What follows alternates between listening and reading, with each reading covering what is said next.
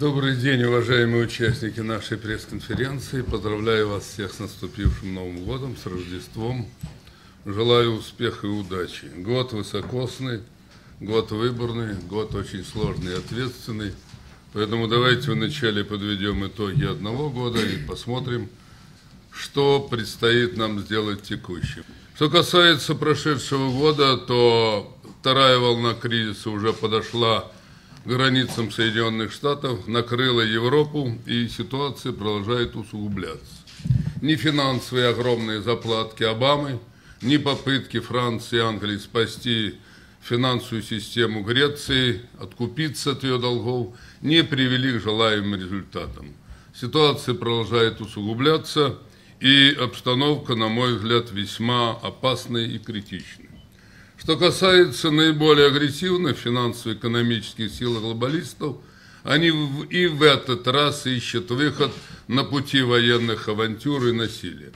Хочу напомнить, что за 150 лет развития капитализма было 12 всемирных финансово-экономических кризисов. Два последних общих кризиса закончились мировыми войнами, в центре которых оказалась наша страна. Страна, которая сумела одолеть самые оголтелые силы империализма, фашизм, сумела поднять красное знамя октября, знамя победы над Рейхстагом, сумела создать ракетно-ядерный паритет и уберечь планету от новых военных авантюр. Тем не менее, новый кризис показал, что военные авантюры в Северной Африке и в других регионах продолжают нарастать, и очень не хотелось, чтобы это перекинулось и в Сирию, и в Иран, хотя ситуация там продолжает осложняться. Что касается Российской Федерации, мы подвели в прошлом году итоги 20-летия так называемой новой политики реформы перестроек. Они закончились для России полным крахом. Полным и абсолютным крахом во всех сферах. Страна потеряла более 70 тысяч производств, 15 миллионов человек, из них 14,5 миллионов русские. Страна скатилась на задворки истории, и с ней редко кто считается. Половину бюджета формируется за счет нефти и газа, и если цена на баррель нефти упадет ниже $80, тот бюджет на ближайшие 3 года, который приняла Единая Россия под давлением Путина, развалится, и ни одна статья его выполнена быть не может.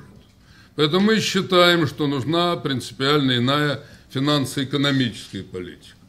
Советский задел в основном исчерпан, и те бесконечные аварии, которые сегодня происходят в одной из самых высокотехнологичных отраслей, которая являлась аэрокосмическая техника, и где наша страна всегда имела приоритеты, доказывает красноречиво, что этот задел исчерпан.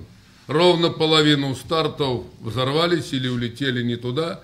7 стартов в течение года с декабря по декабрь загублены, потеряно 40 миллиардов рублей из 90 миллиардов, которые выделены были на эту отрасль. Это означает, если такая ситуация в самой надежной сфере, что происходит в других областях экономики. Идет усиленное бегство капиталов.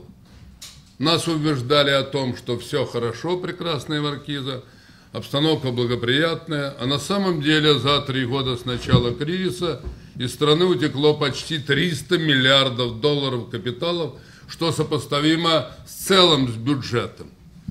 За прошлый год одни называют цифру 82, банкиры считают около 100.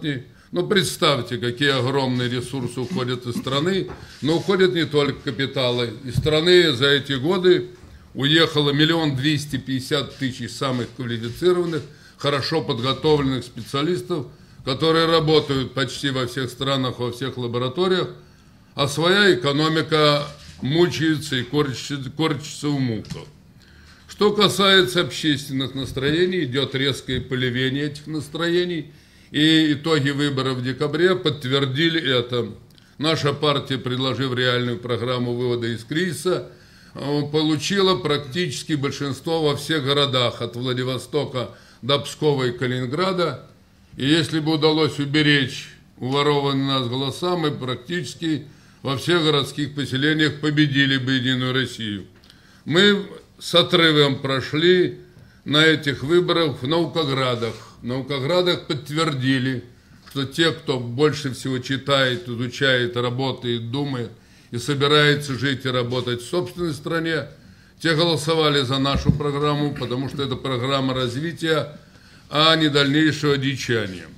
Дума, по сути дела, нелегитимна ни в моральном, ни в политическом плане, но учитывая, что без того, чтобы отремонтировать ныне существующие законы о выборах и формирование, честного формирования комиссий для организации этих выборов, невозможно провести президентские выборы, мы подготовили сейчас 12 проектов законов, которые в ближайший день внесем в Думу для того, чтобы уже выборы в марте месяце провести, исходя из того, что все комиссии снизу доверху будут формироваться на паритетной основе.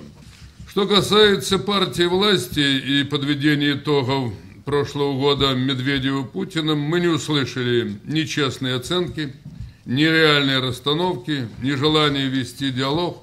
Мы увидели другое – желание поскорее протащить ВТО, которое превращает страну в полуколонию, и дальнейшая распродажа базовой собственности. Что касается начавшегося года, то надо иметь в виду, этот год будет не просто знаковым. Будет обновление власти в России, в Соединенных Штатах Америки, во Франции, пройдет большой съезд Китая. В ведущих странах пройдут крупные политические кампании, которые неизбежно повлияют как на обстановку внутри стран, так и в целом мире. Левые настроения, на наш взгляд, будут нарастать. Либеральный реванш, который пытаются реализовать Немцовы, Касьяновы и Кудрины, сегодня представляет еще одну дополнительную угрозу для страны. Новая волна кризиса, она уже у порог Российской Федерации. Нарастание нестабильности практически неизбежно. Тем более принята программа ВТО, которая, по сути дела, лишает нашу страну возможностей вливать средства в сельское хозяйство, которое и так влачит жалкое существование, оказывать поддержку науке и образованию, без которого у страны нет будущего, и вводить у нас цены на энергоносители европейско-американского образца в большой холодной стране. Это означает задушить все последнее работающее производство и удвоить безработицу. На мой взгляд, это совершенно преступная политика, недостойная суверенной самостоятельной страны. Мы предлагаем другой вариант политики.